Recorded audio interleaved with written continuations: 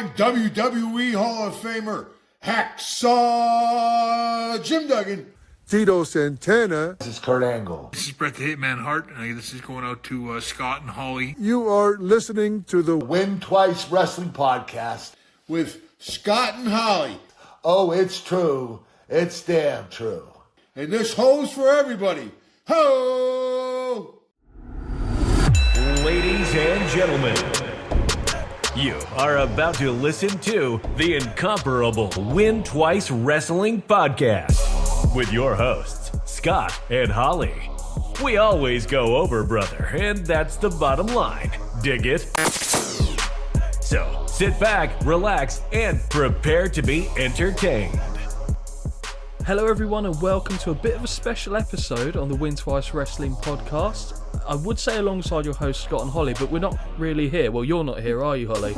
No. So, you're here now in person, but when this is going out there, you'll be sat on a plane, hopefully upgraded to a little first-class arrangement or something. It depends when it goes out, you see. If it goes out on Sunday, then no, because I don't come home till Monday. Okay, so you'll be somewhere. packed. I'll be having a lovely time. You'll be having a lovely time, and I'll be sat here crying in the cold British weather. But we wanted to put something out there because, I don't know if you guys have known this, but, you know, the show's been around for about a year, isn't it? Yeah. October you looked it up. Yeah, I did. And I know you've got that date here. October the 13th. It's something like that. I feel like that's what I've got in my head. Sure. Because I'm sure you said on the anniversary you'd be in the sky. Well, if it's that, then it's not. Then it's the 15th. Okay, well, either way. It's between the 13th and the 15th. Do you know what? Semantics. I mean, we don't need to be overly specific with it, but we'll have been doing this podcast for a year. And based on where we started, are you surprised with how relatively well it's going? I don't want to toot our own horn. Okay, fair enough. Where did you think we'd be this time last year in terms of so you're day one of the show, okay? Mm-hmm. You have this brainchild idea. Oh, stop, don't put it on me. Okay, whose idea was it? Yes, I know I said it, but yeah. The name's even surrounded based on something you've said. Yeah, but that's because I'm stupid. No, you're not stupid, but sometimes just the gears don't click as they should. So where did you think we'd be a year ago at this point in the show? I mean, still doing it, but just not too... I didn't think the YouTube side of it would take off. Well, we hadn't even considered YouTube, to be fair. No. It was... So I believe the first time that YouTube was discussed was... So at my wedding, actually, because we were talking about it then at the time. We hadn't started yet. That was a month prior to the show kicking off. And when Jamie and his missus turned up to the wedding in the afternoon, I mentioned it to him because I know he's a wrestling fan. And he was really interested. And he just happened to say, you going to do anything with YouTube about it? And I said, you know what, I hadn't really thought about it. And then later on, as the conversations carried on, he was like, I'll do that stuff. So, and you're right, yeah, YouTube seems to have done remarkably well at the moment. So I think as it currently stands, we're literally knocking on the door of 2,700 subscribers, which I appreciate, is relatively speaking, for us it's brilliant. I think it's fantastic. I'm grateful for each and every person that's for two normal little people that have full-time jobs and just do this as a hobby. I think it's all right. Yeah, because who cares about us? I mean, there's podcasts are like a dime a dozen out there, and I don't mean that in as negative way as possible, because it offers different perspectives.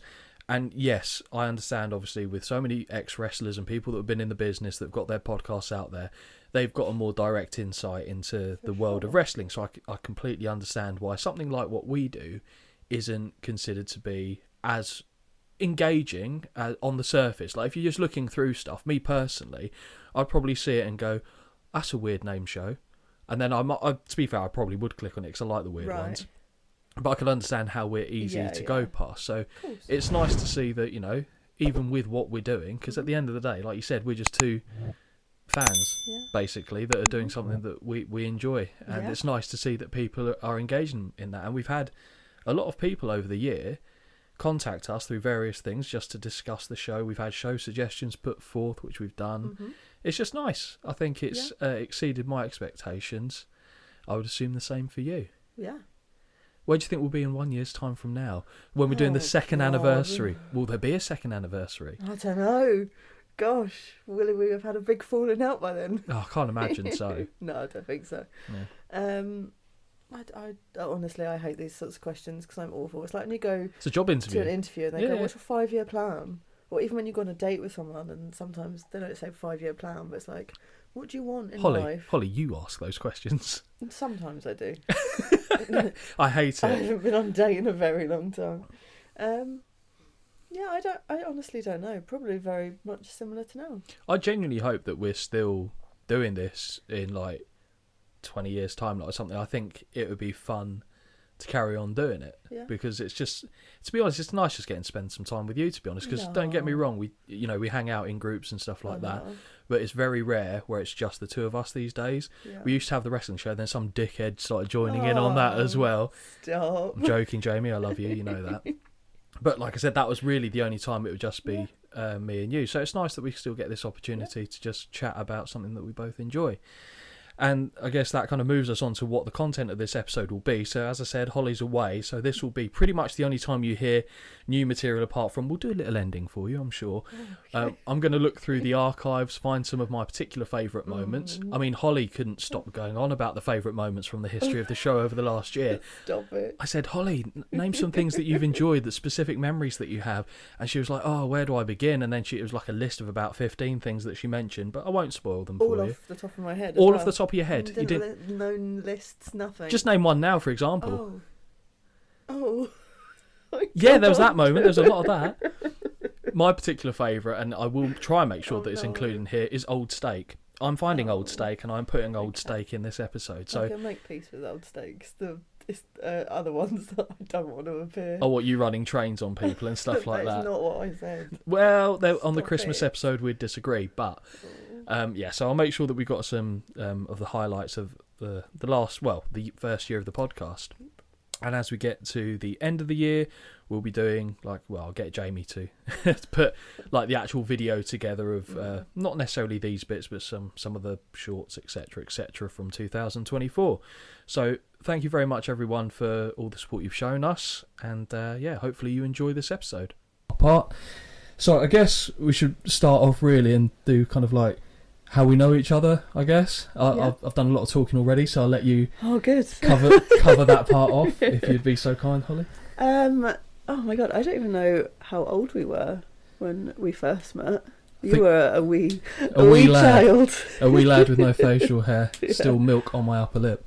I think I was about 16, from recollection. That would put me a little bit older. A little bit older, you don't want to be too specific. No. No. Not a lot bit, just she a little been bit. 18, just for anyone that was wondering. But yeah, at work, effectively. Yeah. Yep. Worked in the same department. Yeah. Very boring office-based job at the time. Still is. Well, yeah, still is, but we don't need to go into the details of that now. No naming and shaming needs to take place. But yeah, and then to be fair, we didn't kind of really talk for a long time. I think we were Facebook friends, so that's basically like best buddies at that point. Oh yeah. And then we ended up many years down the line working together again. And I think because at the time I didn't know you were a wrestling fan. No, I don't think back then. No. Didn't really tell people because But were you into wrestling then, like when you were 18? Yeah. So I had been, and then I kind of weaned off it slightly. Weaned off it. Yeah. That's okay. the terminology I will use. Yeah, that's good. I suppose through my years of going out drinking and... That's not what you referred to it last time. Okay, my slut era. There you go. Is what I referred to it as. So great, thanks. That's fine. That era kind of took over rather than watching wrestling, and then just got back into it. So there's a lot of stuff out there that I haven't seen. Yeah.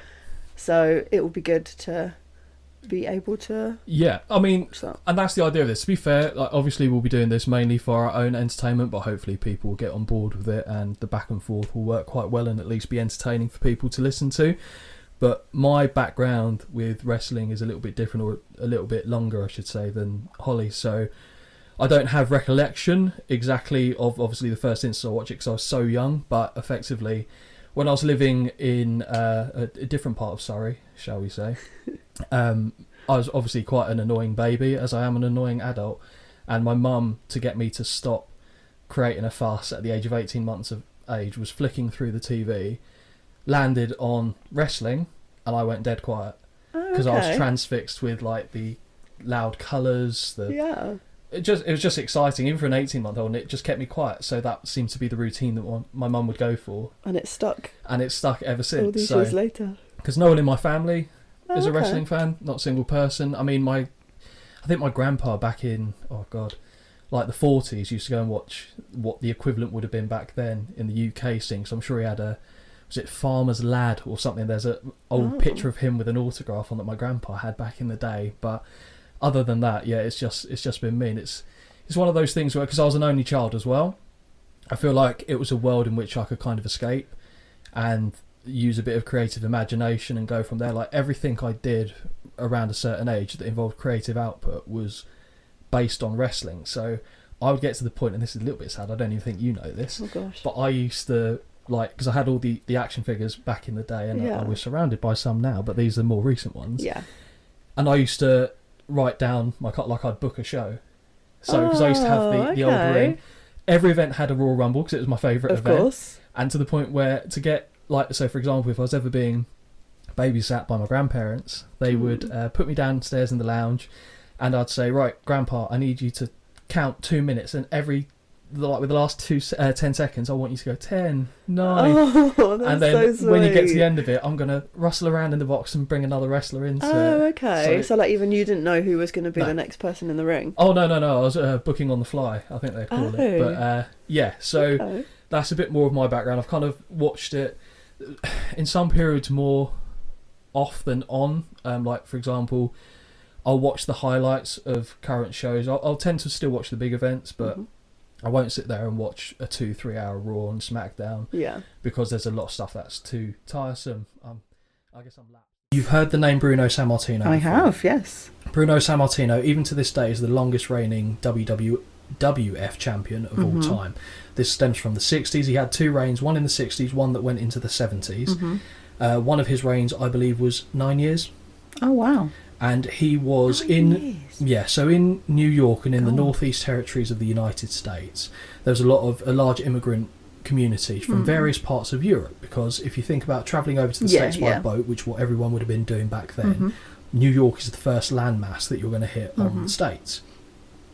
So there's a big Italian community there, there's a big German community there, Irish community. So anyone who's got a bit of an ethnic background that's diverse, they'll usually find a lot of people in that area that will associate with a working class individual who's come over as a, I think Sammartino, if I'm right in thinking, was born in Italy during the war, and his family, his mum specifically, moved them to a mountainous range where the Nazis just weren't going to kind of pull people out of the crowd, and they eventually came over to the United States. He was a very small boy, and then he just got bigger and bigger and bigger, took the weights, because even now you look at him, you can tell he's an older man, but you can tell he's a keg. Yeah, he's got a good physique for an older man. He had a power lifter's body, is how I describe it. He was a strong man, and that's how he kind of got involved in wrestling in the first place. He was spotted through there.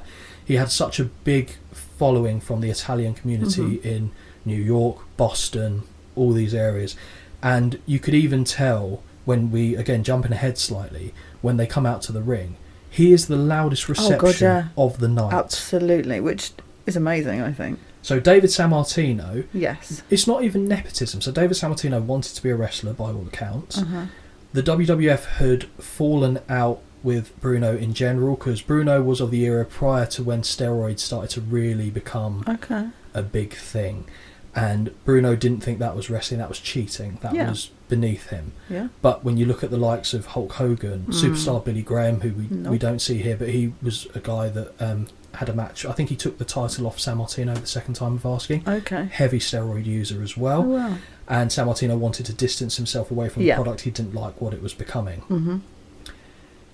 WWF wanted him to be part of WrestleMania. Yeah. They did everything they could to think of to get him at that show, because of how important he was to not only the company itself but the fans. They knew that would get a big reaction if they could get Bruno Sammartino on the card.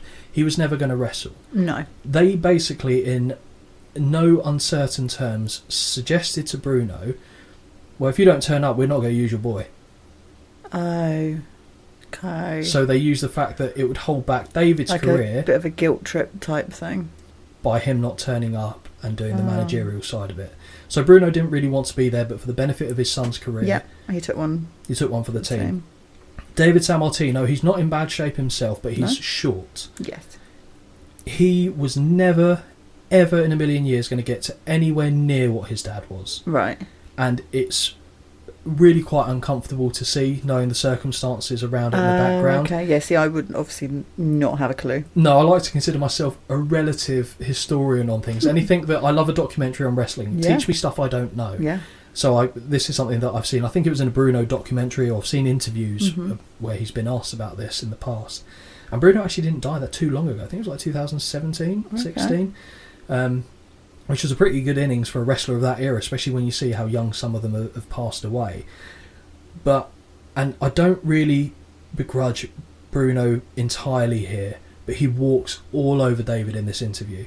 Completely takes away from him. Sure. I think this is also why I was like, I don't know what's going on. I don't know who I'm meant to be focusing on. I don't know who is the key person here. Because I obviously didn't have that background, of knowing, and so the walls go down, and I just go, I'm just not going to bother. This is too much for me. And to give as much as I didn't really shit on David because he didn't really have a fair crack at it, but I thought his promo up to the point where he got completely trampled and stampeded by his dad wasn't bad by the comparison of some of the ones that had come before it. And his dad completely overshadows him as soon as... And what's annoying was Bruno wasn't teed up. I can only assume that they knew they had such a small window to get everything in. Bruno was like, I know I need to say something, and he's going on too long. I'm going to jump in over him. But it completely steamrolled him. You think, oh, definitely Scottish. Yeah. That's it. Yeah. I believe he was Scottish, to be fair, back when I was a kid. And this is obviously who inspired Ronda Rousey to all her gear. So then we hear it. We hear what they play on the network. Oh, I mean, I'm sorry, whether it's there or not, it doesn't stop me having. It makes me happy. Yeah, we hear Real American, but I don't think that is what was played. No, I think it was actually Eye of the Tiger that they played in the stadium. Oh, but they won't have been able to put the copyright of that. The licensing they would have done, so they dubbed really? it. Well, I think that's the case anyway. Oh. And it makes Why do sense. you think it was that? Very good question. And this is a mini story time. Oh gosh, okay. So fell right into that one, didn't I? You did, yeah. You did see it coming. I laid the trap perfectly. So Hulk Hogan, when he worked previously for Vince McMahon Sr., so he was around long enough to work for Vince's dad, he wanted and had an opportunity to appear in a movie. Vince Sr. was like, I don't want my wrestlers appearing in movies. Hulk went, well, it's an opportunity for me. I've got to do this. And Vince said, fine, I'm never booking you again. Wow. Hulk went to do the movie. That movie was Rocky 3, where he played Thunderlips. Yeah. And he had the mixed martial arts match with Rocky Balboa. So you've seen Rocky 3, haven't you? Yeah. So that's where Hulk Hogan first burst onto the screen. And Vince Sr., to his word, didn't bring Hulk back. It was only when Vince Jr. got in charge of booking that Hulk actually did come back. So they had Hulk Hogan before That's crazy. the film, said, no, you can't have this But stuck to their guns and... Wow. Okay. There you go. Thank you. Well, that was informative. I wasn't actually planning on telling you that, but you are. So yeah, and obviously that's how he met Mr. T, because that was the film where Clubber Lang, Mr. T, was the main protagonist, was the bad See, guy. if I used my brain sometimes, Or I'd the be antagonist. lethal, because you say all that and it makes so much sense. And in my head, I'm watching it and I'm going, why is Mr. T there? But it makes so much sense. Because so Rocky 3 would have been around this time, to be fair, about 84, 83. Yeah. So I think you know all the individual components, but you don't necessarily see the interconnecting threads between the two. Barely capable of stringing a sentence together, let alone bringing the links together. And yet, ladies and gentlemen, she was the one that wanted to do this podcast. So we hear Real American through the network, and I said it really does start to feel like a big show now. Yes. It feels like a big event. The crowd are hot. They weren't bad throughout the night, to be fair. But it's definitely all led up to peaking here. It has, for sure. Before the match even starts, a scuffle nearly breaks out immediately. But we've still got Muhammad Ali in the ring, and Piper actually visibly puts his hands up and walks away from Ali, which I thought was nice, because Roddy Piper doesn't back down from anyone in wrestling, but he knows enough to stay away from that fire. A group hug by Piper to rally the troops, and I love that, because it looks so stupid. Just him going like, yeah, come on, yeah, in the corner. Brilliant. And now we're underway. I've said this before, I'll say it again. Whenever he's on my screen, I'll say it again. Hulk Hogan. He was 32. Oh. How does he look like? He's about 65. He looks younger. He looks younger with the bandana, the dark beard with the bleached bit over the top, or natural, I don't know. he looks younger there than he does here. I think he goes like 40s, 50s, late 30s, 40s, It's 70s. crazy, isn't it? That's how he's It's aged. boggling. Yeah, he doesn't age linearly. And also, when he walks to the ring, why is he wearing a sweatband around his hair? Interesting. Because he's got there's nothing up there. Did you know that the WWF cameras were specifically instructed for production purposes to never make sure that you're filming the bald spot on his head? So they had to cut cameras around where he was in the ring. Really? Yep. Because it was seen as a less than perfect flaw in the character. And also they would spend thousands of dollars whenever he was on a magazine cover to get hair airbrushed onto the picture. But everyone would have known. Yeah, because they're not stupid. Oh my god. Okay. But this was I the didn't whole. know that, but thank you. This was the whole marketing thing behind it. Wow. Couldn't have a flaw. Just put bring the bandana in earlier. Yeah. I Yeah. know- oh, never mind. Wasn't really part of the culture then, No, though, I was was going to it? say, I don't think it So came he in till brought later. in like the do-rag after the kind of, because NWO had a bit of a counterculture, grungy kind of, even like rap related links to it, so it kind of made sense for it to happen. Yeah. But you're right, yeah, why? So we see Orndorff immediately waves off Hogan and tags Piper. He's not interested in going against Hulk Hogan. Also, that guy, that's Mr. Wonderful, Mr. right? Wonderful Paul Orndorff. He looks like a Ken doll I get that. in an 80s Tough guy as well. Really. Ken doll.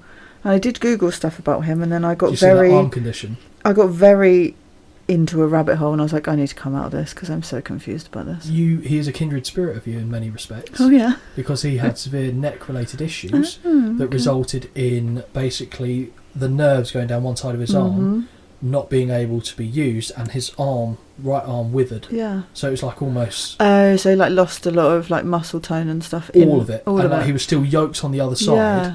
And he was just and it looks really weird. So it's in the 90s in Yeah, because WCW. it said something about it's more apparent, like he injured himself doing something, I can't remember, but it said it's more apparent in later 100%. Oh, it's, shows. you I was can't like- not see it. I was like, oh, I need to focus on what's actually going It's on. like a rather baby's than- arm. It's so odd. Gosh. But I think he might still be alive now, actually. Okay. One of the few from this era that's still around. I don't think he's necessarily in great shape. I'm pretty sure he's still alive.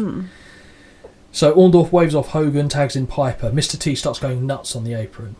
Mr. T wants, because Roddy Piper was a very controversial promo. He would say a lot of things that were Right. you on could the take as cusp of- racist, okay. and some of them fell on the wrong side of that as well. Right. I don't know if he was necessarily a racist individual, but he certainly That's what the allowed it promos to- were. Yeah. He did, and he had a incident with Jimmy Snooker as well. So, you know, have you heard of Piper's Pit, which Yes. was like the original I have. interview section? So that was what Piper used to do. He had Jimmy Snooker on as a guest once, and then he basically said, "Oh, I bet you used to climb in trees and you want a banana," and was throwing bananas at him, and then coconuts as well. And there's a famous scene where he grabs a coconut and hits Snooker in the head, and the coconut explodes, and Snooker collapses through the. Jesus Christ. But all the stuff he's saying is like basically, "Oh, you're a monkey," this kind of That's stuff. It's awful. it's really like it's bad. But again, at the time, I can't speak because obviously I wasn't We around weren't watching alive, it at the yeah. time. But I would have thought there'd still be some trepidation about it. But I Yeah. can't honestly say I know how it landed. God. You'd imagine it wouldn't be great. I mean, that's where the heat Absolutely not. is. They knew you shouldn't Yeah. be saying that. Most attractive men in the company. So we're going with a similar theme of pretty boys coming over to the party, is what we're saying. No, they're not in the list. Okay, but when you say not in the list, you mean not on the list of the ones you mentioned, or... There's one on here that definitely is in my strange list. Okay, shoot. Okay, so first of all, main event, Jey Uso's coming over. You saw the press conference where he'd had a few bevies. Right, okay. Fun. Oh, I see where this is going. Hilarious. I see where this is going. Hilarious. But he can only attend if he wears a crop top. Only if he attends a... He can only attend if he Right. wears a crop Well, top. and so you every Yes. 3 seconds. I'm sorry, but he seems like a fun time. Well, yeah. Fun. Fine. Absolutely. Okay. Okay. Next to arrive is Brock Lesnar What the... with his cowboy hat and his boombox. Right, okay, this is so That was real. a good era. Like it was wasn't like an 2 era. It was like days. 2 weeks. Yeah. And it was brilliant. Again, it looks like he's having a fun time. He didn't come out with a cowboy hat, by the way, in the boombox. You've No, but he has to conflated- bring both. He has to bring He has both. to bring both. Okay, Like right. a cowboy This hat. sounds like a fucking Yep. Jeff Hardy LSD dream. Okay. The next to arrive, this one I'm not sure. can we also establish that I'm not taking into account any Dietary requirements. potential rumours that I've heard about these people Oh my god. that what may are you or may gonna not say? be true. What are you going to say here? Third to arrive, Enzo Amore is coming over. Because he Okay. can keep the chat going the whole time. I don't need to talk. And he's the realest guy in any room, as you know. Exactly. Bada bing, bada boom. Yes. Okay, right. So good. This is going to be a punch up. Oh, Brock absolutely. Lesnar's going to. Okay, fine. Absolutely. Right, no, they don't no. have to get along. I just think it'd be funny. And the last person to arrive, this is the one that's on my interesting list. Braun Strowman. Right. Okay. Yeah. I can't even begin to imagine what this party. We're having a lot of steak at this dinner. A lot of carcass is being consumed here. Considering I don't eat like a lot of animal stuff, these are probably the worst people to invite over. So what? In that case, and you've got to. Cause It's not a combination of all of them together though. It's them as It's individuals. them as individuals, and when I've seen But what's Braun? snippets of them What's Braun being? on, he's a nice guy. He is a nice guy, but why specifically him? He's a nice guy. He's actually probably my eye candy. I'll be honest. When he's got a shaved head. You mean Jey Uso, Enzo Amore, and Brock Lesnar aren't bringing the eye candy levels for you? Not for me, no. Okay. But I still think we'd have a great time. I can't tell you the amount of money I'd pay to see that. I'd be happy. I don't think you would. I think you would be sat there staring Booze is flowing. as. Everyone's having a cheeky cocktail. Yep. You know, Yeah. it'd be fun. What would be the cocktail of choice that's being served at this Ooh, Christmas A meal? Mai Tai. A Mai Tai. Yeah, Okay. I like a Mai Tai. Or a frozen daiquiri. Okay. Frozen daiquiri in winter. That's... Yeah, Heating's that's on. perfectly fine. Okay. Fine. No. Yeah. They're all big guys, apart from Enzo. They keep themselves warm. Well, not if Jay's wearing a crop top. Crop top. Because you said he Yeah, had but he's to got leather. He's probably got his leather tracksuit bottoms on, so he's fine. My God. Yeah. So I think for starter, Oh, we're doing 3 courses. I'm okay. calling in a chef because I don't want to kill these people. We're gonna have a very civilised shrimp cocktail. Shrimp, not prawn. We're going No, shrimp. I can't. I don't like prawns. Shrimps I can eat. Aren't shrimps the same as prawns? They're smaller. I don't know if they are. Okay, They're fine. definitely smaller. Okay. Well, either that or I'm thinking crayfish. whatever smaller than a Okay. prawn. Tastes the same, but just smaller. All right. To accompany our cocktails. Then for Brock Lesnar's livid already. He's fucking livid. For main, Yeah. for main, the steak is obviously going to be Yeah. a big old steak. Yeah. They can have whatever steak they like. Mm-hmm. Mine will just be a rump, boring steak. I can't eat it with like all the other. Yeah.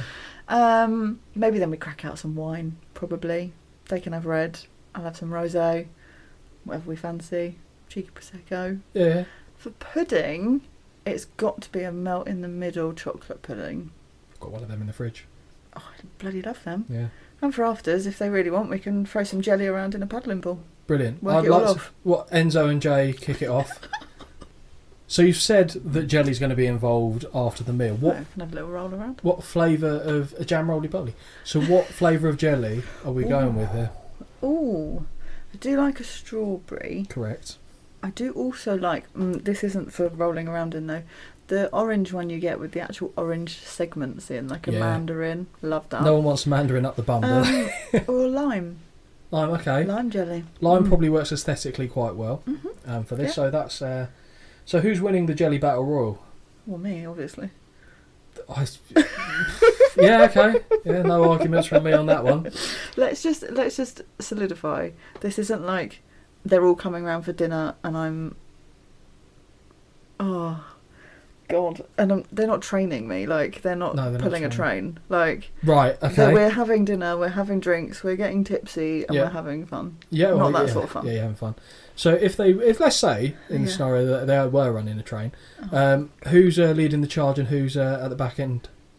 And by the back end, I mean the back carriage. Sorry. Fucking hell.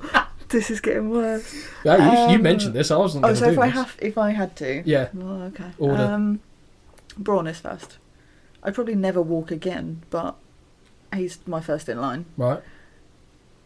Main event, second. Brilliant. Brock. You finishing with Enzo? Enzo, yeah. Enzo would probably I'd be be able very to... tired by this point. It'd be minimal effort, and I I'll feel be like honest. he'd be at it like a jackhammer. I think Enzo would fucking walk in after going after fucking Brock Lesnar and Braun Strowman. He's setting up fucking camp in there. Jesus Christ. Right, but okay, that's done now. So Okay. your turn. Right, well, okay, if I'm running a train on them... No. Oh, no, okay. Who's coming to your dinner party? Right, who's coming? Something, Holly. I love the Razor Ramon music and character as a kid. I've mentioned it before, but this is one of the wrestlers my mum used to like when I was a child. And I tell you what, watching this, don't fucking blame her. Don't blame her. Why? Oh, yeah. More than Shawn Michaels? He would get it here. Oh, he'd get it, would he? Because he is my... Hey, yo. He's my stereotypical... Yeah, he looks a looks dickhead. like a dickhead. Of course he does. I mean, But- if dripping with machismo. Yeah, absolutely. But no, liked him. Do you know how tall he is as well? He's a tall lad, isn't Like he? 6'6". Absolutely. Yeah, you should climb him like a tree. Wouldn't I just... Fuck that until the branches come off.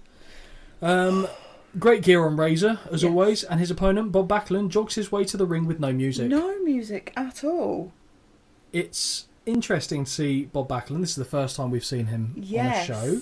Okay. This isn't the version of Bob Backlund I first remember as a kid. Okay, good, because I've written down... Initially, I've written, who's this guy? Then they say his name, and I go, but that's not him. I recognise him as being well, he was older here anyway. Yeah, he was in his 40s. But as with braces on... Yep. And I was like, what? He's actually in, like, pants, like...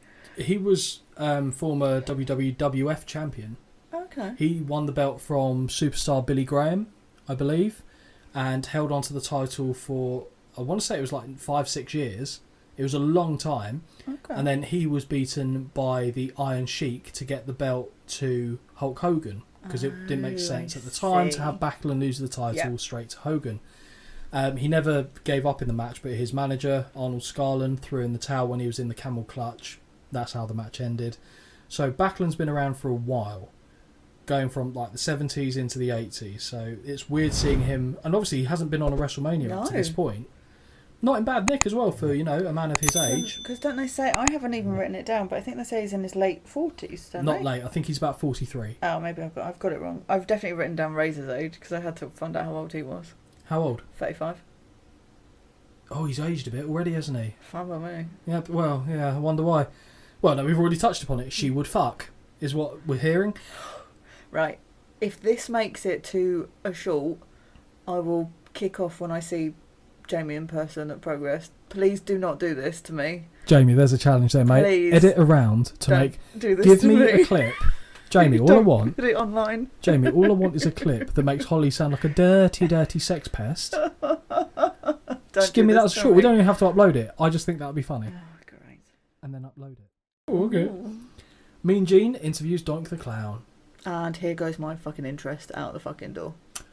Well, probably not a good time to bring this up, but I've got a story for you, Holly. Fine, no, yeah, fine. Holly, do you know anything about Doink the Clown? Well, no, not really. I'll be honest, not really. I googled it, but Okay. I didn't take anything in. So, Doink the Clown was originally played by Matt Bourne, who you may remember from the first WrestleMania as he had a match with Ricky Steamboat. Him I do, yes. The original idea behind Doink the Clown was conceived by Michael Hegstrand. He envisioned a miserable clown character, or like an evil clown, wearing traditional clown makeup and brightly coloured clothes. Doink played cruel jokes on both fans and wrestlers to both amuse himself and catch his victims off guard. Some sources, though, do suggest that the character of Doink was inspired by the evil interdimensional creature Pennywise from Stephen King's It. Mm-hmm. However, this claim is not universally accepted, and I don't think that is the case.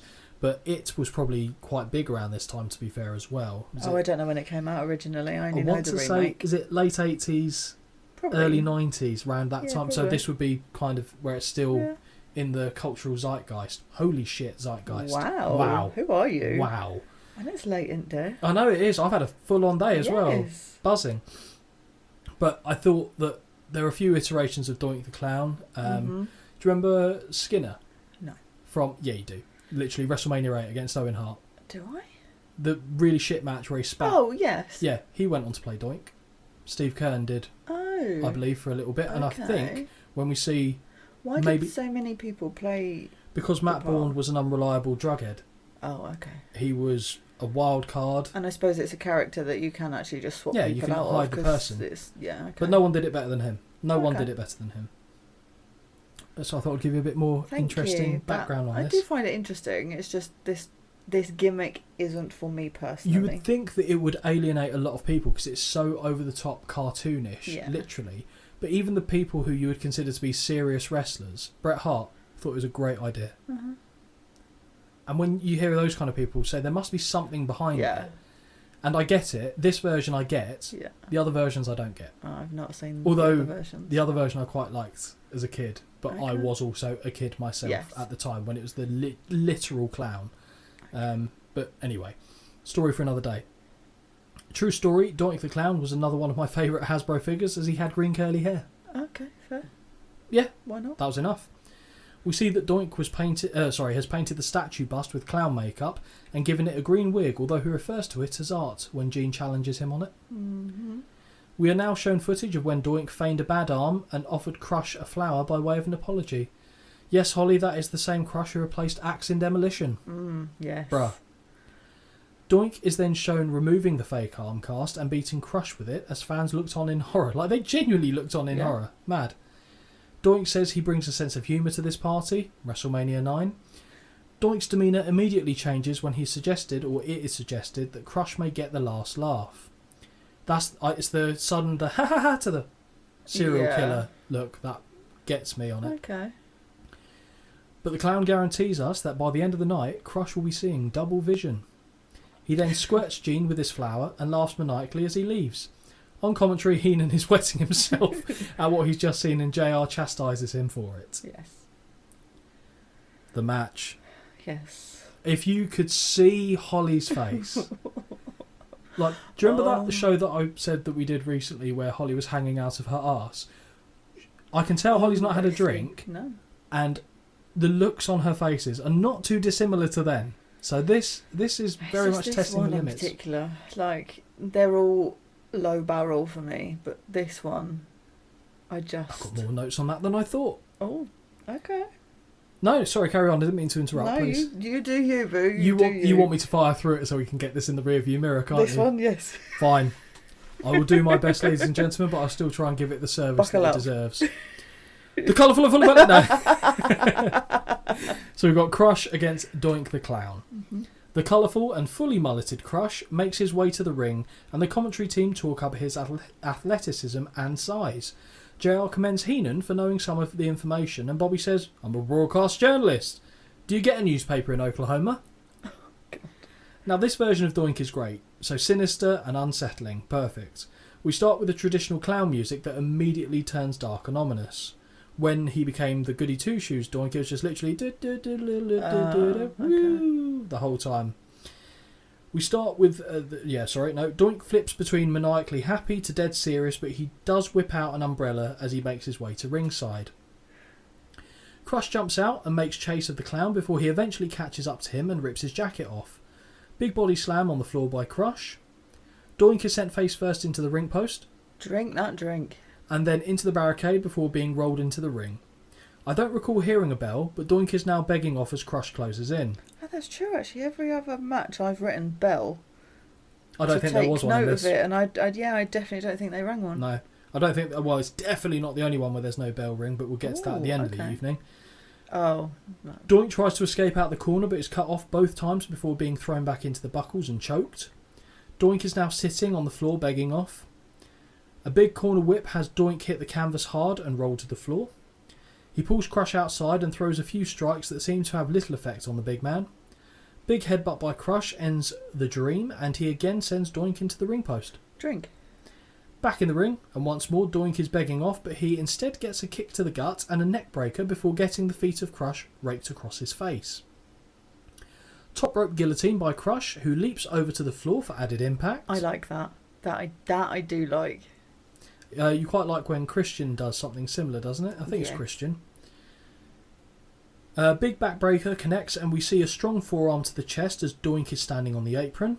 So, like the beat of the ballroom or whatever Sheamus does. I think it was Yes. something like that. Yes, I didn't know what to call that because Yeah. I only know that in my head as what Sheamus does. So I said Doink. You heard what I said because I wrote it down and said it out loud. Doink counters with a guillotine over the top rope of his own and goes up top to hit a double axe handle. Oh, I thought we'd seen the last of them. From the opposite corner, Doink hits an ugly second rope forearm and then another top rope double punch, which I don't know what to call that, so that's what I ended up with. You've put it far more eloquently than I. I must know this now. What is Top rope again does something. I don't know what it is. I don't care. Yeah, fair. No, to be fair, yours is more accurate, if anything. Here it is. Doink hits a pile driver to the big man, and I can hear Holly saying, "No." This looked way too low for me, because you could see his head, like, dangling too low. At least I know most of the time when I see someone of bigger size do it, it's safe. This, I could see his head below the guy's knees. No thank you. I'm done. So I might have been right on that prediction that Holly said no from her flat for a number of reasons. Crush rolls to the floor, but Doink, who is kneeling in the ring, crashes head into the ring post. Drink. Back inside, and Doink hits a body slam. That's just the frustration on your face is great. The clown goes up. The clown goes up top. It's just the clown. Sorry, I can't. Carry on without me. The clown goes up top, but jumps right into a big boot from the prone Crush. He doesn't get the chance to capitalise though, as Crush is sent face first into the turnbuckles. From the rope, Doink takes flight, but Crush impressively catches him and hits a big power slam. Like, that catch was solid. Yes, it was. Crush is feeling it and clotheslines Doink over the top to the floor. Doink looks to go under the ring, but is pulled out by Crush and brought back into the ring. A very nice military press slam, and Crush signals we are nearing the end. Yeah. He applies the head vice to Doink, the Crush. Yeah. Anyway. But the clown puts his foot on the ropes before hitting a back elbow to the official. Of course. As Crush checks on the ref, mug, Doink once again crawls under the ring, but is again pulled back out and returned to the ring. Really shitty spinning back kick by Crush. Honest to God, don't ever fucking attempt. Well, he won't, he's dead. But don't ever attempt to do that again. Yeah. Awful. So back kick by Crush, drops Doink, and he again applies the head vice. Holly, what do we see next? I've got a double doink written it down on my notes. Well, if you're offering, wouldn't say no. A double doink. Fucking shambles. Yeah. From behind, great. From behind, we see a double doink. Yeah. We see a second doink slide into. It's getting worse. Slide into the ring and hit Crush with the arm cast we saw earlier. Both doinks, or from now on, I will be calling double doink. Double doink. Double doinks, double team Crush, and then do a mirror spot where they copy one dog another. Shit. Yes. Dog shit. If you're gonna do, sorry, I know I've gone off on. No, this good, fuck 'em. angers me so much.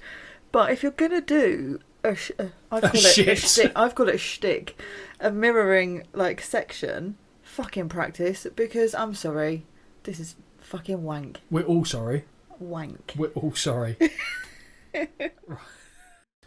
Austin rolls out the ring and gathers himself before returning. Yeah. This is the badass Undertaker shit I can't understand and just can't support. Oh. So this was me realising the moment. Yes, we understand you're an MMA fan, but in no circumstances do I believe you're an MMA fighter, so cut the shit and stop holding your hands up because you think you are now an elite level fucking striker. Oh, you really are angry. It's just like he's wearing MMA gloves and he's fucking getting ready like he's going to go in there and fucking fight John Jones. Are they not meant to be like biker gloves? No, they're bitch gloves. Like, honestly, that's it. That's why I don't like him. And also, the red hair. Like, I'll be honest, it just looks odd. Oh, okay. Like, you don't... No, but it's mainly this. It's him fucking bopping along like, oh, I'm the purest striker in the... Get fucked, honestly. Go back to the dead man. Go back to the dead man. We like the dead man. We feel safe in the dead man environment.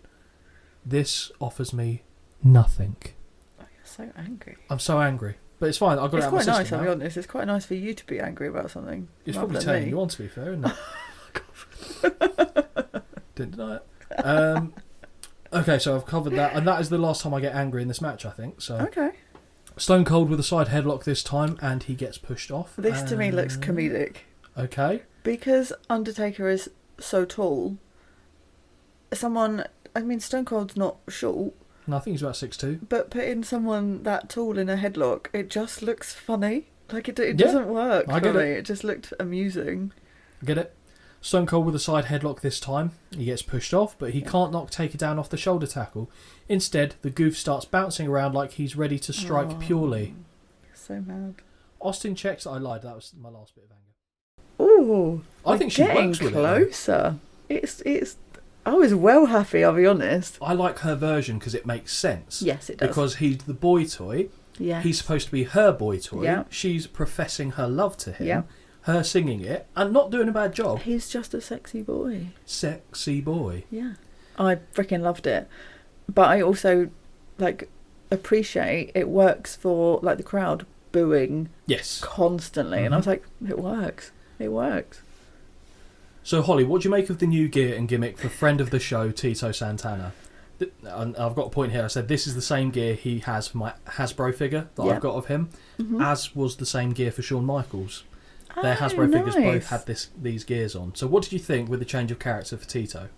Bit of cultural appropriation, you thought maybe a bit? Yeah, I mean I like the gear. Yeah, the gear's great. The gear is lovely. Green and pink, let's have some of that. Love vibrant colours. Yeah. Love that. Mm-hmm. That's where it me ends. done. Yep. When Tito was presented with this idea, he was actually quite excited because what was supposed to happen was he was supposed to actually go to Spain and basically train a little bit as a bullfighter so he could get into the idea of the whole gimmick a bit better. And I think he was as excited as much for that as he was that he was getting... Basically, from when he was Intercontinental Champion in the 80s, it was a slow and steady decline of importance and relevance for him. We've seen it throughout the WrestleManias. He was always in quite high-profile matches at the start, and as we've gone on, it's tapered off even further.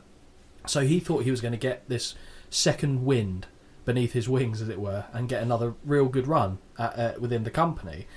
I'll be honest, that wasn't how things unfolded for our boy Tito, but I really liked that. My first dealings with Tito really was, even though I would have seen Strikeforce, I think, before I saw this is the gear in my head that I associate with Tito Santana.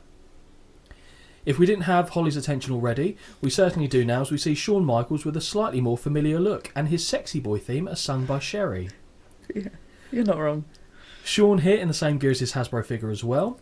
This is very nostalgic time for me, in spite of Shawn's rodent-like mullet. Now, Sherry's gear is another matter. Yes. Heenan is really doing a great job of selling us on the future of Shawn Michaels here, and he also gives props to Sherry along the way, which I think was great. Monsoon says he should see his Oculus, and Heenan says there's nothing wrong with my feet. Brilliant. Cool. Hitting bangers right off the bat is the brain. I'm always concerned I've put the Brian. Oh, yes. Because we're only one typo away from hitting that. Of course we are. I don't think I have. We'll find out. Not yet. Gorilla asks, who does Sherry's makeup? Helen Keller? Heenan also goes to refer to her as a bimbo, but cuts himself short and says it was him clearing his throat when Gorilla asks him. He goes, for a bimbo! Which, again, funny. I like it. Sherry kisses Shawn's cheek before leaving the ring, and we see the two men go face to face. Now, Holly, I don't know if you've ever wondered this question, but it's often come across my mind. Thought, you know, opening a WrestleMania show, how do people feel about it? Well, I guess this is as good an opportunity as any to take us to Tito Santana and his thoughts on the match with Shawn Michaels. This is WWE Hall of Famer Tito Santana. I'm going to talk about my match in WrestleMania against Shawn Michaels. When I found out I was going to be working against Shawn Michaels, I knew I was going to be going up against one of the best. What a worker he turned out to be, and what an asset for the WWE. I ended up having a great match, but the only thing that I would have wished was that we would have had a little bit more time, because our match would have been even better. I don't know if you guys noticed, but when we got introduced in the middle of the ring, I told Shawn Michaels that he had a booger in his nose, and he turned around and he cleaned his booger, and when he turned around, I said, yep, you got it. It was a great evening. It was a great night, and I was not upset because we had a great match in WrestleMania. So what do you think of that, Holly? Very interesting. Very interesting. Bless Tito. Lovely man. So sweet. He sounds like AI, but I assure you that was Yes. Tito Santana. We have it in video format. We do. He's a solid in-ring performer, but his promos were never the best, bless him. But, thank you, Tito, for taking the time to respond to that question for us. And I tell you what I love most about this. Yeah. And I do love it because that little story he gives us at the end, because obviously I just asked him what his thoughts were on the match in general. Yeah. I wasn't expecting him to give us a little bit of a fun fact and a tidbit, as it were. So I watched this to see if I noticed anything specific when they go face to face, which is when Tito references what he does. And Tito's bang on the money. He does say to Sean that he has a booger, and Michaels immediately turns before and wipes his nose before coming back. Oh. And you can actually see Tito say booger. Like, you see him mouth it, and it's fantastic. And I mentioned this to Jamie because I was laughing, and I didn't know if you would spot this. No, I thought I definitely didn't. Go back and watch it, honestly, I will. and you see him. And Jamie started laughing because he went and watched it, and you can clearly see he does say that to Sean. So, yeah, thanks, Tito, for that. So Michaels takes a moment. There was genuinely a shop in the Mall of America called Pastamania themed around Hulk Hogan. As you can imagine, it was as shit as it sounded and didn't last very long. But Well, I like pasta, so I like pasta, but I feel like... How could it be themed on him, though? Like, was it all yellow and red? It was yellow and red, and they were called like Hulkaroos, which he references about 58 times. He does, doesn't he?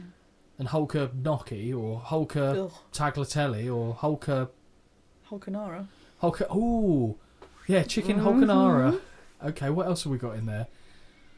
Spaghetti Hulkanaise. Okay, right. There's other stuff. I'm so shit at this. So this. Lasagne Hulk. That doesn't really work. That hasn't got the same ring to it. Fettuccine Al Hogan. It's just they're being shoehorned in, aren't they? But yes, genuinely a thing. Of all the foods, what would you... Okay. You're thinking about Hulk Hogan. We're in the branding office right now. Okay. Yeah. Hulk Hogan, right, I've got... Yeah. Holly, we need to do some marketing. We need to come up with a restaurant. Okay. Themed around Hulk Hogan. Nice. What food are we doing? Old steak.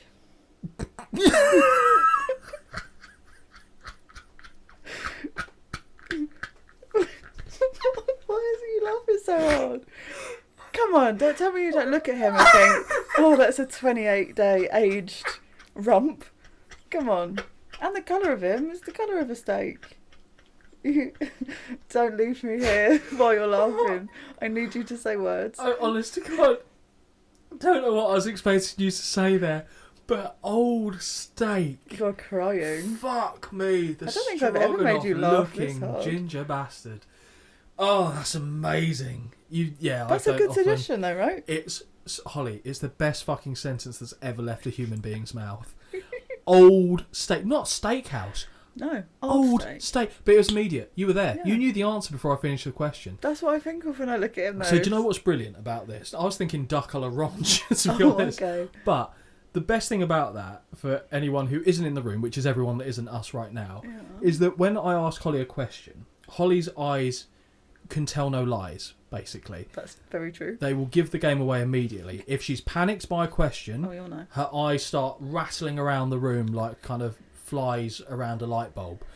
And that time, she didn't blink. No. She didn't look phased.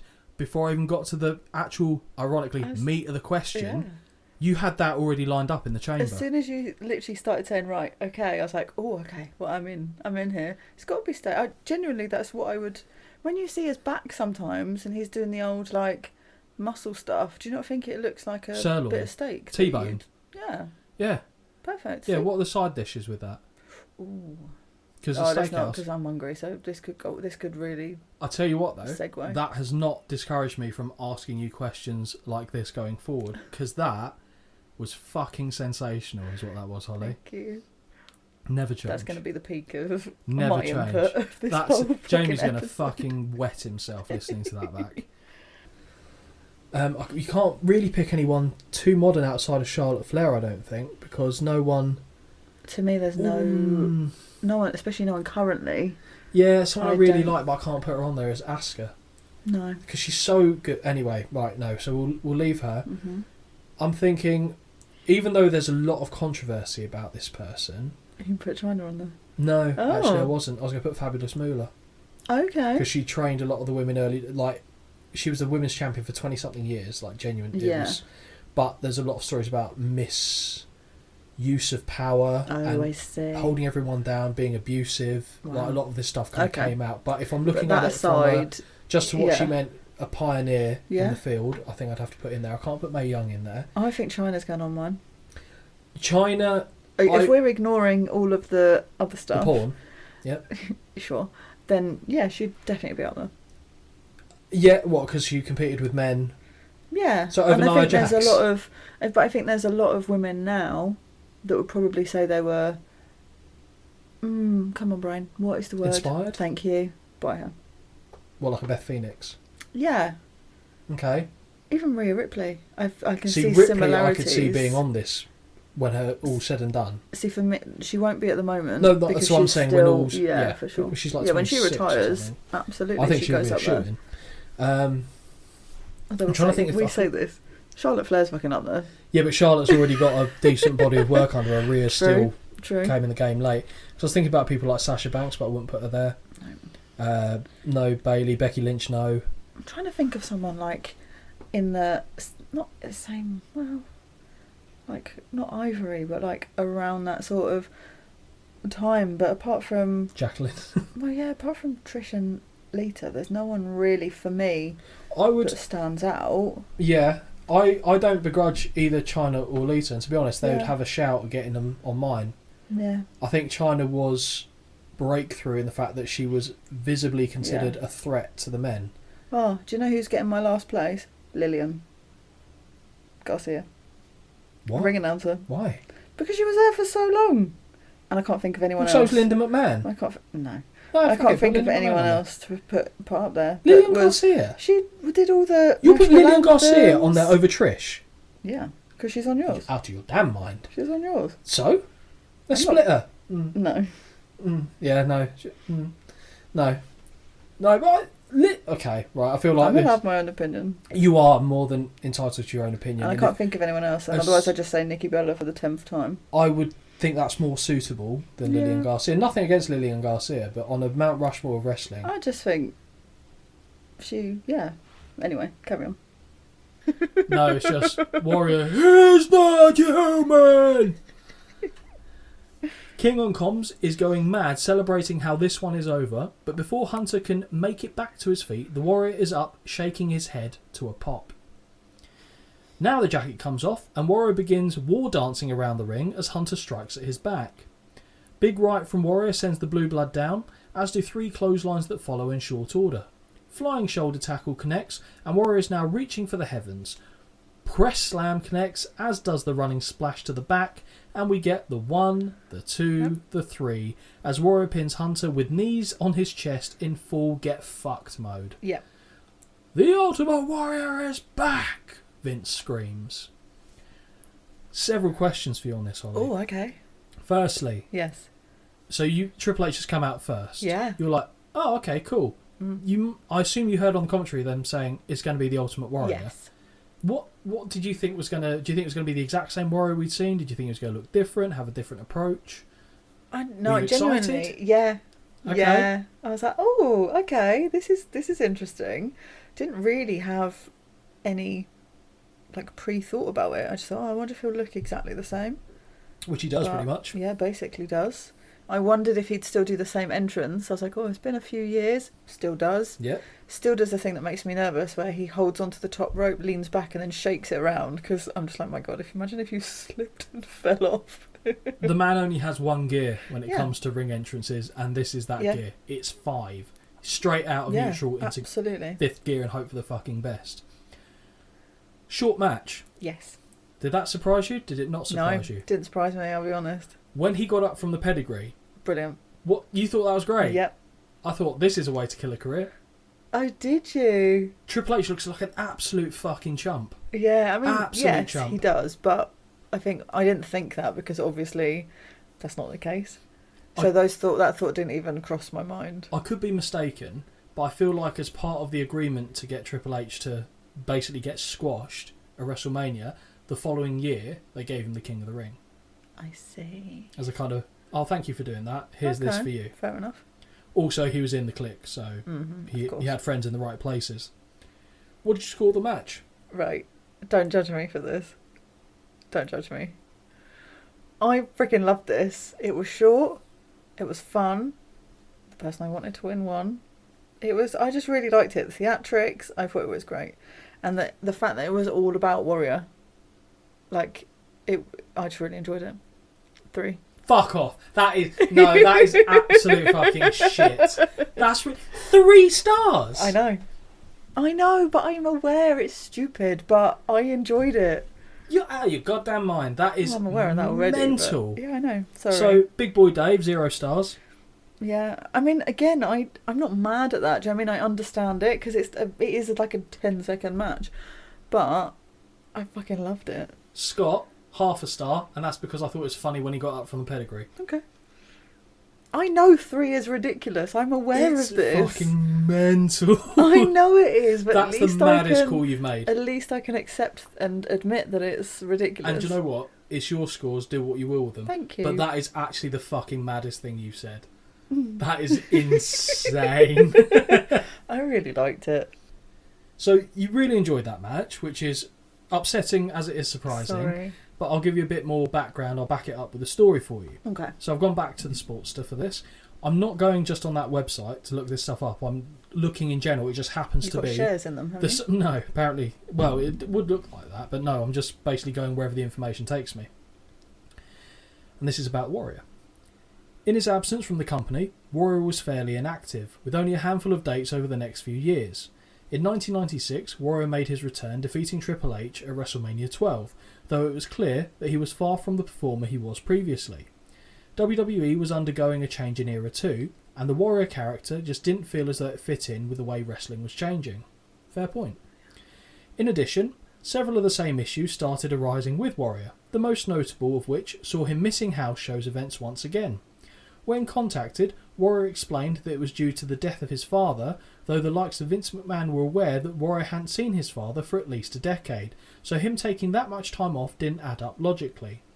Bruce Pritchard also revealed on Something to Wrestle podcast that Warrior wanted WWE to purchase and sell his comic books, but when WWE didn't meet his demands, it caused tension between the two parties.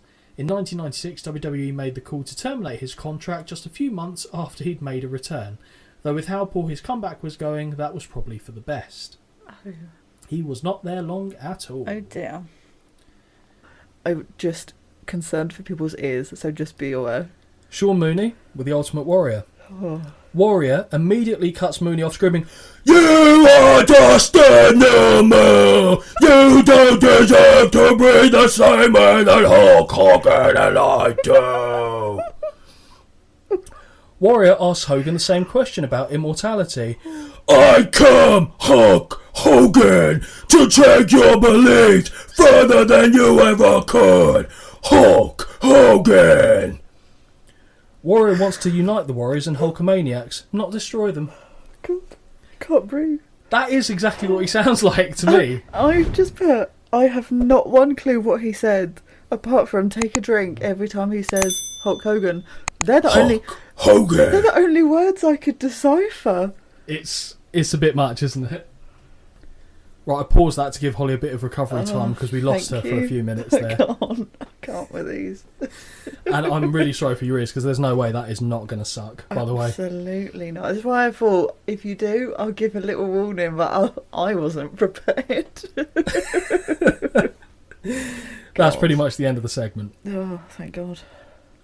I don't know. In my head, I was like, this will either be very good or I will be very like, okay.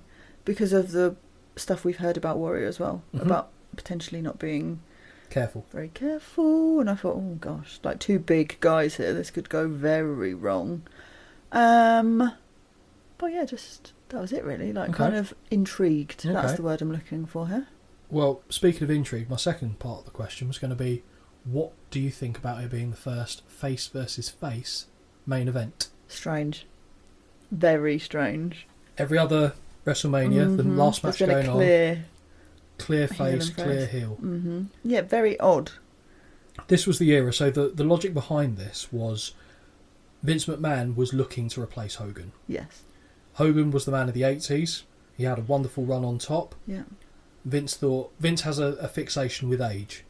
once you get past a certain age, you're point, done. He needs to find the next thing. Yeah. He tried Which he forced kind of Savage into a retirement as well in the early 90s as well, which we will definitely be covering, so don't worry. When I say I get it as well, as in I understand, I don't agree with it, but I see that he's done that. To me, it's like, John Cena, you're too old. Hello, Austin Theory. Like, that's how I think of that logic, if you know what I mean. To a lesser extent, but yeah, absolutely. Yeah. And I think once Vince gets it in his head that he wants to do something, he will try and just press ahead to get it done. Hogan might be one of the few exceptions for Vince where he always, in the back of his head, thinks, I can always go back to Hulk. I can always go back to Hulk. Well, he's a crowd puller, isn't he? Honest to God, I think if Hulk could still put on a match now, he'd probably... I know Vince hasn't got any say behind the scenes, but if he did, I wouldn't be surprised if he tried to do something with that. So they looked at the Ultimate Warrior, thought, he's popular with the kids, he sells merchandise, which is the two big things for the WWF. Got to have a money maker. People get behind him. Let's turn him into the next replacement of Hulk Hogan. Okay, he does miss one vital thing, I feel like, that Hogan does. What's that? Is the ability to talk. He has a very different ability to talk. Some good, some awful. Yeah. But Hogan doesn't always. I'm not saying that Hogan's amazing at it, but he's got that little bit for me, which is a little bit more. I agree with you, and not to belittle what you just said. I think it's the way it. that you've articulated it. I think he's missing the it factor. Yeah. Which Hogan has. There's something missing. You look at Hogan, you look at Warrior, and as a physical presence, you go, maybe Warrior's even more impressive, to be honest. I actually think yes. But even though he's not as tall, Hogan's got the height and stuff like that. But then when you just watch them just carry themselves, you look at Hogan, you go, there's something there. Hogan is more of a showman for me. Warrior's still very good. Warrior's a showman. But Hulk knows what he knows what he's got. It's all about the way in which you carry yourself. Yes. And I think Hogan, how do I put it, knows his value better. Yeah. Because love him or hate him, Hogan is a smart man when it comes to the wrestling business world. He knows when it's time for him to move away, and he knows when it's time that he can capitalise and make money. Warrior obviously had picked up on some of the aspects of Hulk obviously being a big draw, getting a certain amount of money. I won't go into it in too much detail because we'll cover it in a later show for sure. But Warrior, basically, when he gets to the position of Hulk Hogan on the card, he expects, well, I'm going to now get Hulk Hogan money. Regardless of how the shows draw, if they get the same amount of people in, do they move the same amount of merchandise, etc., pay-per-view buys, Warrior's like, I'm getting Hogan money. And that wasn't the way it was, because ultimately Warrior wasn't as successful in that position as Hogan was. And, that's a tall bill. Oh, they're big boots to fill, aren't they? Very much so. And there's an infamous moment where Ultimate Warrior on, I want to say SummerSlam 91, I'll go into, obviously, the details of that when we do that show. But Warrior basically went over to Vince McMahon and said, you give me an extra, I think it was 250 grand or I'm not going out there. Jesus. So he held him up. So Vince McMahon basically was over a barrel, had to acquiesce to the request. At the event? At the event. Jesus. In the arena, as it's going on. So, in theory, he could have been in, I would call it gorilla, but... Yes. In holding or in whatever. In gorilla position, yep. And said, cool, yeah, I'm not going out. Yep. Jeez. So he eventually said he'd pay him the money. Show went ahead. Immediately fired. After the show was done. Really? Yep. Oh. He came back briefly later on, but that was... I think he came. Oh, yeah, he definitely came back. To go. I know, that's why. And that's why for a long time Ultimate Warrior was considered persona non grata. I've even got the DVD. But when they did the first release of the DVD of the Ultimate Warrior, they're supposed to be collections of the good points of everyone, aren't they? And yet this one, for him, was the ultimate destruction or self-destruction of the Ultimate Warrior. Oh. They had something similar with Bret Hart when they did Bret's DVD set, because he was still on the outs with the company at the time. Yeah. And basically he got wind of the fact that they were going to do a DVD set called Bret Screwed Bret. Oh. And Bret was like, no. And then eventually they worked out, and he got control over the DVD. But Ultimate Warrior was the first one where they sent it out and went, basically, this guy's a dickhead. Oh, here's some of his career. What a way to go. Yes, which is why he was out for so long. But yeah, we'll obviously go into much more detail on that in later shows. But effectively what they're trying to do here is find the 90s replacement for Hulk Hogan. So that was their mindset, So kind mentality. of put them up against each other. See also how the crowd react to them both with Passing each the other. torch. Yeah. Purely is what it was Nice. going for here. There's a few things in here which is quite interesting looking back Okay. retrospectively, so I'll comment on them as we get there. Okay. But we're at the main event of the evening. Yay. Ultimate Warrior, who's the reigning Intercontinental Champion, he did Yes. win it back off Rick Rude at SummerSlam against Hulk Hogan, title versus title. Yeah. I believe it was actually Hulk Hogan that offered the challenge to the Ultimate Warrior in the build-up to this. So one of the best outfits and entrances of Ultimate Warrior, period. So good. Great song as well. So good. One of the issues the Ultimate Warrior always had is because he would bomb out to the Oh ring, my god. shake the Blowing ropes, out his arse by the time the match starts. and it's not a short match. No. Which isn't a bad thing, actually, I'll say. I'll Oh, no. go on the cards and say that's actually good for Yes. this one. But yes, he's blown out his arse, and that's why a lot of the time some of the stuff he did could seem sloppy as well. I don't think... Well, he's tired. Like, Exactly your right. muscles are tired. But it's funny because in commentary as well, they continuously say, "Oh, maybe if he didn't run out to the ring, this wouldn't have happened." Because they Well, already know. If he didn't, yes, fine. But then it wouldn't be him. I've got a question for you. Oh God. Okay. It's aesthetic, so I think you'll have an opinion. Okay. Holly, what do you think of the yellow strap for the Intercontinental title? No. I love it.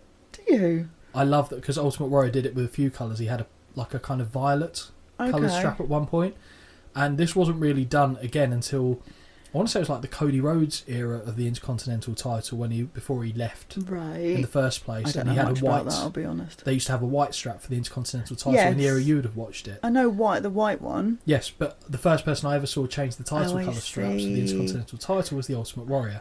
I liked it because it distinguished it as well from the I suppose it WWF also title. looks like it's his as well because it's colourful. Yep, I liked Yeah. it. Okay. Two great entrances as Hulk Hogan makes his entrance to the ring. Holly, who are you cheering? Oh, do you know what? I did this as well. I literally, before it started, after I'd had my little bop along to Hulk's entrance, I thought I'm going to invest in one of these just because for me it makes it more interesting. Like when we watch stuff. Yeah. And I actually didn't go for Hulk because I thought I've not seen Hulk properly. He hasn't lost yet, has he? Well, he didn't win in WrestleMania 4. Him and Andre both got disqualified, yeah. but he has not lost up to this point. But I thought in my head, if they're going to have him lose to anybody, this is going to be where it is. So I did go with Warrior, but then halfway through I swap, I change, and I actually, we'll see. But I had to support somebody to make the match more interesting for Warrior me. was my first favourite wrestler as a kid, Oh, yeah, I remember so you I was saying. with Of I'll be course. with Warrior. But I do love Hulk. We know. Yeah, which is why I thought you'd just say Hulk right out the gates. But the fact you Yeah, had I to think it's because I about did it, logic, and I thought, I wonder, but hey, we get a great intense stare down between the two men here. Neither blinking. Big match feel to this one. Tan versus Tan. Very much so. And I think it's, you know how Andre and Hogan had their stare down? Yes. This is second to that Yeah. to me. Nearly as good, I'd say, but it's very, very good. Also, big hair versus not a lot of hair. Yeah. Yeah, he definitely been to the blowout shop, hadn't he, old for Warrior? sure. It looked like he stuck his fingers in like an electrical socket. He did. He was cutting Maybe he electricity cut- with a knife. Yeah. And he also had the heart paint on his chest Yes, as well. I did that whole outfit vibe spectacular. Yep. No arguments from me. So Warrior shoves Hogan. Yep. Hogan returns the favour. This is a theme we see. Yes. Collar and elbow sees Hogan shoved into the corner. Mm-hmm. Hogan once more returns the favour. Warrior wants a test of strength, and Hulk obliges. Bearing in mind they haven't done that much, we get very sweaty at this point. Oh, instant sweat. Eventually, after a long time, Hogan is forced to his knees, and the crowd are going absolutely batshit. Ridiculous, but it makes it so good. It does, and Yes. for such a simple thing. So you don't yeah. always have to be doing flips and kicks. This is what I mean. Absolutely. Sometimes less is more Yeah. to get the story across. Hogan fights back and eventually forces Warrior down on his knees. Wait, hang on. No, we've got this. I've got this covered. As Warrior begins to fight back, he starts shaking his head, Oh and my the God. camera angle Oh. looks like he is giving Hogan a lovely nosh. It does him dirty. A lovely I nosh. thought it was hilarious. Oh, I knew you'd have Honestly. comments on it. Honestly. Mean Gene helps to finish setting the scene before we head back to the ring, where Nikolai Volkov would like to sing the Soviet national anthem. Of course. Both he and Sheik stand to attention, and I can only imagine that the Sheik has never saluted before in his entire life, as he stands there looking like he's about to enact, I'm a little teapot, short and stout, here's my handle, here's my fucking spout. Because his hand is about this far away from his head, and by this I'm doing about a foot, 2 foot. Yeah, about 2 foot. But just do that. What's wrong with you? Really annoys me. And but he's standing there like a teapot. Wow. Anyway. Really made you aggy, didn't it? But it did lead me to something that I discovered. And God. I think, like, in this podcast, we might be the ones to have realised this first, okay? Okay. So, as you know, this is what Iron Sheik always does. He grabs the mic after the Soviet national anthem's been booed. He goes, Russia number 1, Iran number 1, USA, Hawk Tour. Ooh. Oh. Iron Sheik is the original Hawk Tour girl. Yeah. That has blown my That's fucking very mind. good. He says it exactly like that. Hawk Tour. Yeah. So, there you go. Get that on a shirt. Yes. Cheeky baby, Hawk Tour. Cheeky baby. That's going to be a shirt, because I was messing around with that the other day, wasn't I? Yes, you were. Now he has the chair and unloads with several pointed strikes directly to the injured knee of Austin. Really good, really brutal. Yeah. The fans are turning on him, very Yes. much so here. JR says Hart is an animal that is out of control. Okay. Good imagery. Yeah. Brett looks to apply the sharpshooter, but Austin claws at the eyes, causing it to be broken. Now, this is a boo, but it's also a boo that I'm fine with. Yeah? I normally hate an eye rake, Yep. but controversial. You're engaged in it. It's a, oh, don't do that. From the start, I was very much so Team Austin. Okay. Yeah, you know I've always got From to the, pick from the get-go? Yeah. Wow, okay. I know. In the corner, the Hitman unloads with right hands until Austin swings a stiff kick to the nads, flooring the former WWF champion. Good nut kick, that. Yeah. Really good nut Yeah. kick. The ring is completely drenched in blood as Austin starts to fire up, sending Brett's sternum first into the buckles before opening a can of whoop-ass in the corner, stomping a mud hole and walking it dry. The crowd are really, really into Austin. Yeah. Brett is now sat on the top buckle and Stone Cold delivers a second rope superplex. We once again get a close-up of Austin, who is wearing a crimson mask. Austin has retrieved an electrical extension cord and wraps it around the neck of the Hitman and begins choking him until the Hitman counters with a bell shot to the top of the head. Very good. Good. In the middle of the ring, Austin is finally put into the sharpshooter and a bloody and battered Stone Cold shakes his head. He will not submit. Blood is streaking down his face, which was a shot that the company used for a number of years, as it's a stunning visual. It really is. The blood is dripping from his teeth now as he tries to power up and he manages to force Bret Hart onto his face. Nobody has done that, but the Hitman wastes no time in cinching the hold back in. Yeah. Austin is motionless. Ken is screaming at him, asking for him to respond, but the lights aren't on. With no other choice, Shamrock signals for the bell, as this one cannot continue. This match is nothing short of a masterpiece from beginning to end. I normally don't like the out-of-the-ring antics, but for this match it works completely. This was a heated war and absolutely everything they did made sense. Agree. Everything they did made sense. Very much so agree. After celebrating his win, Brett isn't satisfied and kicks at Austin's leg, causing Ken to pull him away. The reprieve is only for a moment as Brett sidesteps Shamrock and goes back to kicking Austin. The world's most dangerous man will not be undermined, however, and uses a waistlock from behind, scoops Brett into the air and dumps him onto the canvas. The Hitman jumps back to his feet and Shamrock is ready to go as he goes into his fight stance, but Brett thinks better of it and just leaves to a shower of boos. Yes. As he makes his way up the aisle, he screams, "Fuck you," to a fan and flips them off. Oh yeah, he did. Holly, this Hello. is perhaps the greatest example you'll ever see of a match that manages to turn the roles of the two men competing completely. Yeah. Brett entered as a face and left as a heel, with Austin completing his babyface turn by being a tough son of a bitch who refused to surrender. To me, this is arguably the greatest WrestleMania match of all time. Bold. Holly, what did you think? Wow, that's very bold. Do you know what? I fully enjoyed that much more than I thought I would. Yeah. Really, really enjoyed it. Especially because of the ending. I thought, oh, it's not really like a. It's a non-finish. It's but a it non-finish, worked. but it has worked to be perfectly. It has to be a non-finish. And I did love the twist of characters. Love that. Even though I was Team Austin from the start, but I have to pick someone. So but think about that ending. I loved it. They couldn't have another ending. No. Stone Cold because he submitting could Bret never Hart have, doesn't work. No, and Stone Cold could have never given up. It was so the only option they it had made for it sense. to work. Really made sense. That blade job was fucking nasty. It doesn't even look that brutal. It's just it keeps going, Yeah. it keeps going, and keeps going. And that all I could But think that visual- was, this isn't even the end. So other people have now got to I knew that would wrestle go in through your head, and I thought the same thing this as dirty well. blood. With just everything that went, what are you scoring this match?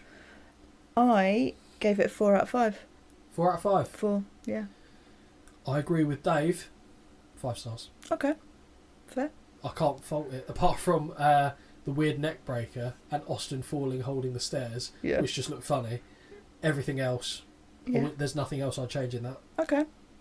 5 stars, and a lot of people are of a similar opinion. Yeah. There'll be other 5-star matches at Mania, I think. Yeah. We've seen a couple, but for me, Did you think I'd give that a 5? I thought you'd be close. I Oh. thought you'd Oh, go I 4 feel and a like half. 4 is close. 4's very good, but I thought you'd go 4.5. Okay. So, I but then did- again, at the same time, it could have worked against me. You could have given it a 1, and I'd have thrown my could. phone at you. I So- could have. No, but again, everyone's got their own opinion. But more often than not, the ones that are considered to be universally accepted as good matches, you will also say is good Yeah. matches. So you come up with some madness. Yes, I know like I do. Yeah. Ultimate Warrior and Triple H at Mania was 3 stars, which know. still disgusts me. I know, and it's not just you it disgusts. I'm No, we've aware. had commenters that I have come back know, as well, I and know. you know, I'm in agreement with them. So we've heard what Holly and I think of the match, but let's take this opportunity to get the thoughts from one of the participants, as we have some cameo audio from the best there is, the best there was, and the best there ever will be, Bret the Hitman Hart.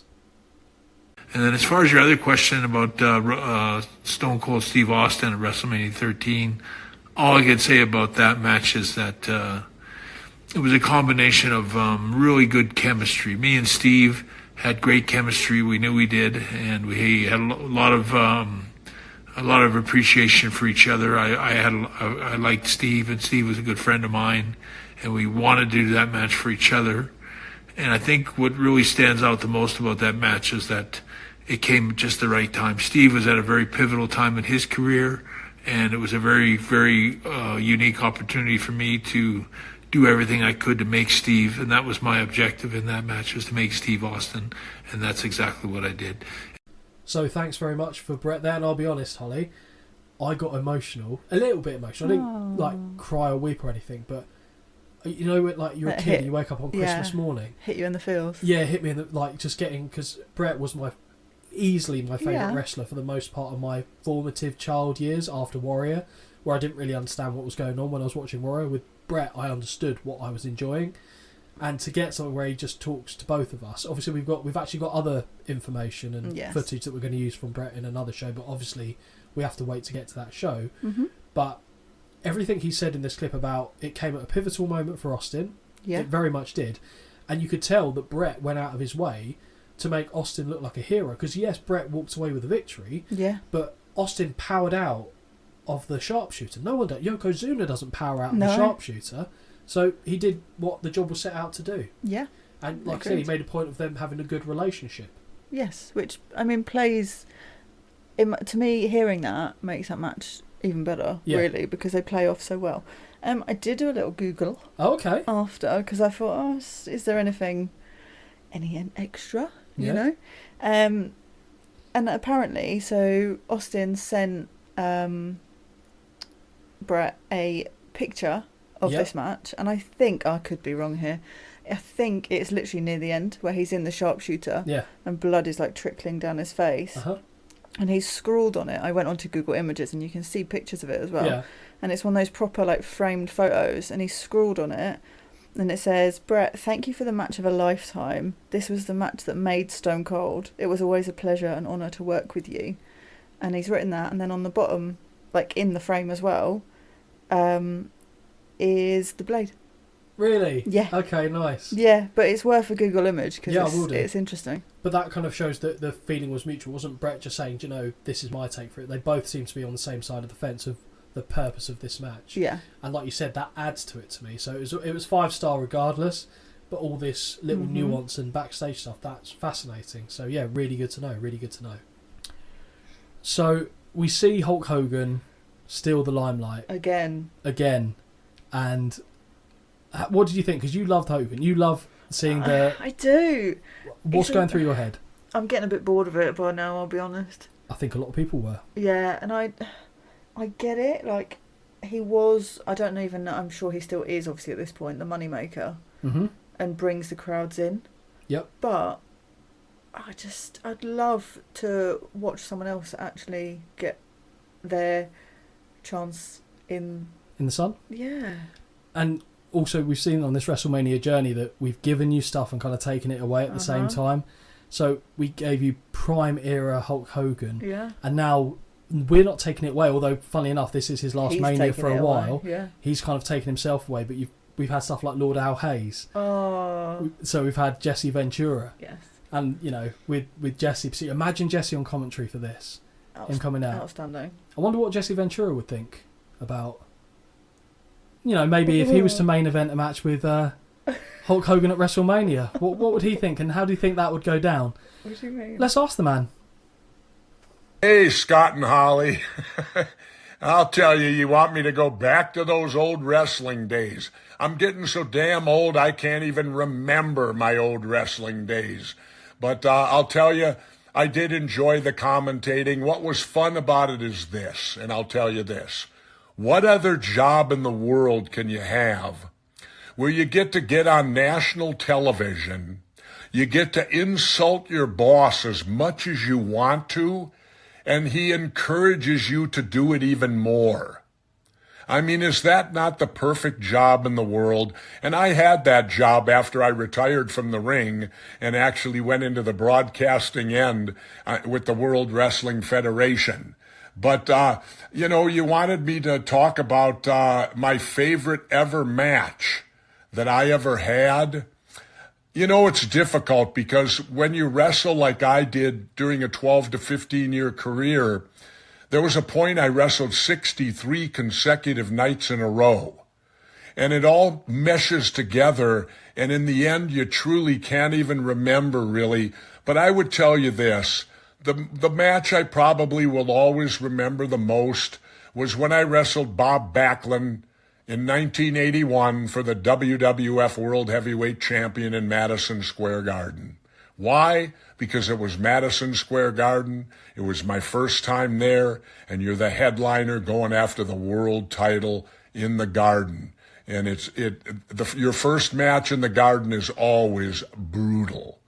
I think it's psychological-wise because it's the Garden. Anyway, going to your final thing, what would have happened if I would have had a match between me and Hulk Hogan? What would have happened? Well, Hulk was Vince's boy. Hulk was Vince's number one. Hey, I'm a realist. Hulk would have beat me only because Vince would have let him. In real life, I'd have kicked his ass. So, Holly, what do you think? Oh, he just melts my heart. That's such a nice surprise. Yeah, Holly had no idea that I had that one lined up. The other ones she knows about, to be fair, so... And we will show them in other episodes or play them in other recordings that we do. Yeah, the one thing I was a little bit saddened that you didn't touch upon was I obviously told him that you had a massive crush on him in this era. And when I saw in his reply, so these are to be completely transparent with it, these are through Cameo, so we just asked them questions and they're coming back with it. I mentioned there that obviously you had a crush on him. He didn't mention it, so in my thank you note I said, Holly loves you even more now, thank you. Oh, yeah, he's definitely got a piece of my heart. Yeah. Oh, that's made my day. So you've got a little bit of Jesse Ventura for you. I'll send you that clip later. He's but so yeah, lovely. Thank you, Jesse, for spending time. And the answer was brilliant. I knew if I got him on the topic of Hulk Hogan, he'd have something to say. So good. But yeah, the man's still so charismatic, so fair play to Jesse Ventura. And do you know what? Legend. As much as I love Heenan, I do actually miss a bit of Jesse in the WrestleMania Do you? commentary. Yeah, a little bit, Oh. I have to say. And Al smirks a little bit, but retains his proper Englishness throughout. Yeah, he seems more relaxed this time. He is. I'll be honest. I told you he was fine. I preferred his nervous disposition. Of course you did. Because it's brilliant, but he just makes me happy. And he says before talking about no matter how injured he is, he would still defend the WWF title. He calls a trip in the ambulance a long, slow coffin ride. Why? Oh, God. Well, not the only time he does it as well. And then Al goes, well, good luck. Yeah. And that's It's like, it. that's nice. Yeah. Bye. Good luck. Bye. Oh, sorry. Imagine his love cum him. noise. Oh, God. Oh, Jesus Christ. Probably followed by an apology. good luck. I'm done. Right. Oh. Now we go to the co-main event of the evening. Oh, yeah. The Funk Brothers with Jimmy Hart taking on Tito Santana and Junkyard Dog. I should have also said Jimmy Hart was with Adrian Adonis, but the match was what it was. Oh, and I yeah, didn't yeah. even write it No. down. What do you think of the Funk Brothers? I wish they'd enunciate their name. Because the announcers really confused me. Oh, I think I was getting a drink at this point. And so and I heard it and I was like, eh? And you I thought was they like, called them the fuckers? yeah. And I was like, surely not. And I was like, I know I mishear things. I was like, surely not. And they said it again and I was like, what? And then the names came on the screen. I was like, thank you. Yeah. Funk. The Fuck Brothers. I did wonder. I was like, I did wonder. I thought, no, this is definitely a me issue here. Yeah. But I couldn't work out what it was. And then I was like, oh, Introducing okay. the Fuck Boys. So, hey, it's a collective of all my ex-boyfriends. That'd be a battle royal. There's enough of them. All right. Jesus. I only know one of them. Terry. Yeah. Yeah. Don't know So- the other guy. So his brother, Hoss Funk, in this, Hoss obviously isn't his real name. I don't know why they decided to give it, Yeah. but that's Dory Funk Jr. Yes. So Dory Funk Jr. And Terry Funk are still, to this day, the only brothers that have won the NWA World Heavyweight title. Okay. Both of them have done that, which is a good achievement. Dory Funk Jr. is the elder of the two and bears a striking resemblance to their dad, Dory Funk Sr., who was a Right. wrestling promoter in Texas. So they were big in the scene, certainly in the southern states. NWA, they were massive in. So WWF, they weren't nearly on the level that they were seen Right. as Okay. outside of the WWF environment. But I must admit, if the other tag team match was match one of the night, Yeah. this was pretty good. Yeah. This was pretty good, and there's a couple real highlights in there for me from a man that we probably won't see too many of his matches, that being Hoss Funk. Okay. I thought he had a couple really nice bits. So we see referee Dave Hebner returns a shove to Terry Funk, and Terry Funk backs away from him. Yeah, I know. Mhm. I thought, yeah, fair enough. Yeah, I like that. Dave Hebner like healing up, hulking up on him, and nothing. His concerns are unfounded, and they're going to cut the town, paint it red, cut loose, all the classics. Cut loose. So I did a little bit of research there. How Oh, okay. old was King Kong Bundy? Ooh. I mean, I want to say oldish, but I feel like because you researched, he's going to not be that old. 45. 29. Fuck off. Fuck off. Wow. He was 29. I thought I was being nice for 45. No, he's 29. Wow. Yeah. Shit me. Yeah.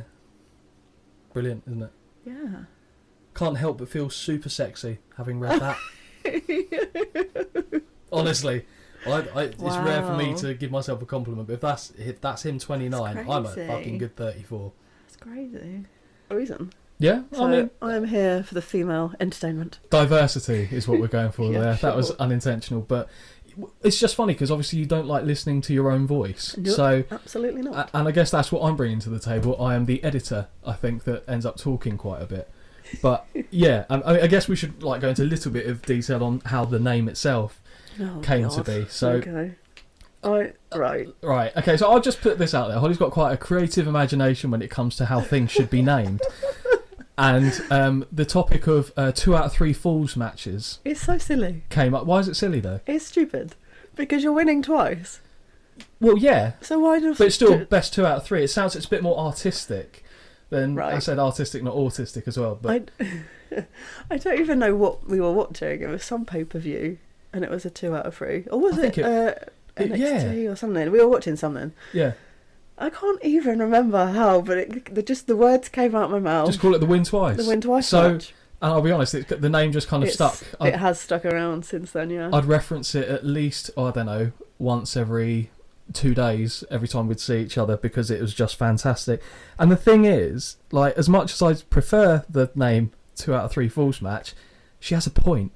You're just winning twice. Well, you are just winning twice, but That's all you've got to do. It's not, well, why don't it they doesn't call any matter. match a win match? Well, yeah. Because you have to win any match. So hopefully you've enjoyed a little look back at the first year of the Win Twice Wrestling podcast. Started off with obviously how Holly and I met. We did the introduction before Holly went away on holiday, and we finished off with how the show was named. And basically the way we went through this was I just picked out some of my favourite moments from the show so far. But thank you very much for everyone who's followed us so far, tunes in, interacts with us. It's been fantastic. If you're new to the show, I'd recommend that you go back and listen to the full episodes to get the big picture of, the context and everything we're talking about. And yeah, here's to the next 365 days. Thank you for listening, and we'll see you at the next one. Until next time, this has been a Win Twice Wrestling production. Peace out.